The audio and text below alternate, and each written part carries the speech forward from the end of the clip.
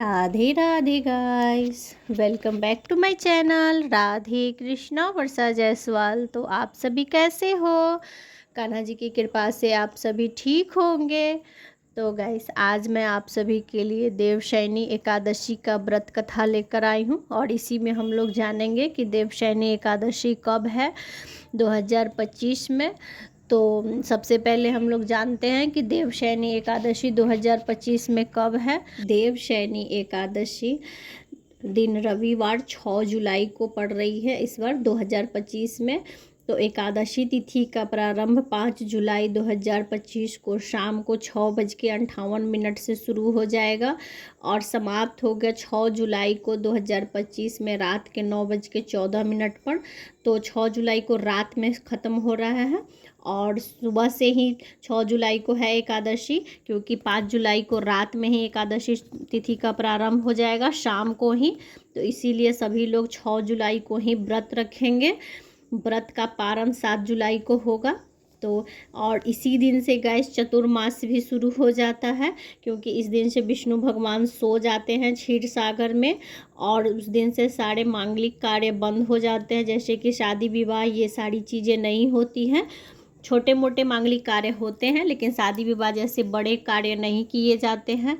और इसमें हम लोग बहुत पूजा पाठ करते हैं और भगवान को प्रसन्न करते हैं। जो भी लोग चतुर्मास का नियम लेते हैं तो वो इसी दिन से नियम को धारण करते हैं, देवशयनी एकादशी के ही दिन से, जो कि कार्तिक के देव उठनी एकादशी तक ये नियम करना चाहिए और लोग पूर्णिमा तक इस नियम को पूरा करते हैं। आप लोगों में से जो भी लोग चतुर्मास का कोई भी नियम अगर लेना चाहते हो या फिर चतुर्मास का व्रत करना चाहते हो, वो देवशयनी एकादशी के ही दिन से शुरू हो जाता है चतुर्मास का नियम।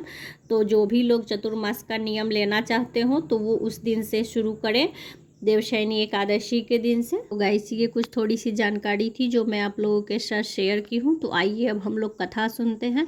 तो कथा में भी पूरा लिखा गया है कि किस प्रकार से हमें चतुर्मास का नियम का पालन करना चाहिए।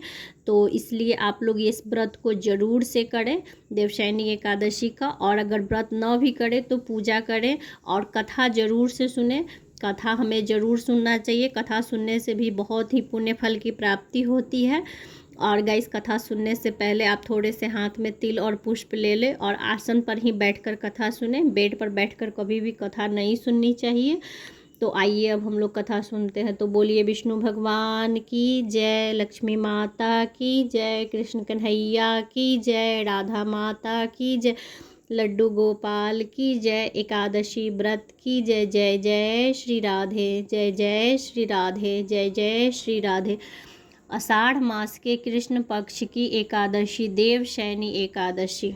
युधिष्ठिर ने पूछा, भगवान, आषाढ़ के कृष्ण पक्ष में कौन सी एकादशी होती है, उसका नाम और विधि क्या है, यह बतलाने की कृपा करें। भगवान श्री कृष्ण बोले, राजन, आषाढ़ शुक्ल पक्ष की एकादशी का नाम देवशयनी है। मैं उसका वर्णन करता हूँ। वह महान पुण्यमयी, स्वर्ग और मोक्ष प्रदान करने वाली है, सब पापों को हरने वाली तथा उत्तम व्रत है। आषाढ़ शुक्ल पक्ष में देवशयनी एकादशी के दिन जिन्होंने कमल पुष्प से कमलालोचन भगवान विष्णु का पूजन तथा एकादशी का उत्तम व्रत किया है, उन्होंने तीनों लोकों में तीनों सनातन देवताओं का पूजन कर लिया।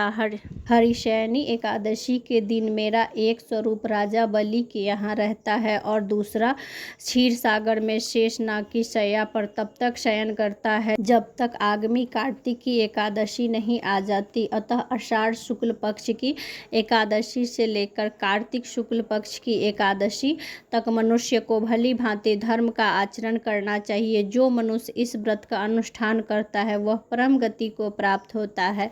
इस कारण यत्न पूर्वक इस एकादशी का व्रत करना चाहिए। एकादशी की रात में जागरण करके शंख चक्र गदा धारण करने वाले भगवान विष्णु की भक्ति पूर्वक पूजा करनी चाहिए। ऐसा करने वाले पुरुषों के पुण्य की गणना करने में चतुर्मुख ब्रह्मा जी भी असमर्थ हैं। राजन, जो इस प्रकार भोग और मोक्ष प्रदान करने वाली सर्व पापहारी एकादशी के उत्तम व्रत का पालन करता है, वह जाति का चंडाल होने पर भी संसार संसार में सदा मेरा प्रिय करने वाला है। जो मनुष्य दीपदान, पलाश के पत्ते पर भोजन और व्रत करते हुए चौमासा व्यक्तित्व करते हैं वे मेरे प्रिय हैं। चौमासे में भगवान विष्णु सोए रहते हैं, इसलिए मनुष्यों को भूमि पर शयन करना चाहिए। सावन में साग, भादों में दही, कुवार में दूध और कार्तिक में दाल का त्याग कर देना चाहिए। जो चौमासे में ब्रह्मचर्य का पालन करते हैं वह परम गति को प्राप्त होते हैं। राजन, एकादशी के व्रत से ही मनुष्य सब पापों से मुक्त हो जाते हैं, अतः सदा इसका व्रत करना चाहिए, कभी भूलना नहीं चाहिए। शयनी और बोधनी के बीच में जो कृष्ण पक्ष की एकादशियां होती हैं, गृहस्थ के लिए वे ही व्रत रखने योग्य है। अन्य मासों की कृष्ण पक्ष की एकादशी गृहस्थ के रखने योग्य नहीं होती। शुक्ल पक्ष की सभी एकादशी करनी चाहिए। तो बोलो विष्णु भगवान की जय, लक्ष्मी माता की जय, कृष्ण कन्हैया की जय, राधा माता की जय, लड्डू गोपाल की जय, एकादशी व्रत की जय। जय जय श्री राधे, जय जय श्री राधे, जय जय श्री राधे। गाइस, इस वीडियो में हम लोगों ने जाना कि देवशयनी एकादशी 2025 में कब है और देवशयनी एकादशी व्रत कथा। तो आप लोगों को ये वीडियो कैसी लगी आप लोग मुझे प्लीज़ कमेंट करके बताइएगा। और गाइस, वीडियो अगर थोड़ी सी भी अच्छी लगी हो तो like, share and subscribe. Radhe Radhe, Radhe Radhe, Radhe Radhe.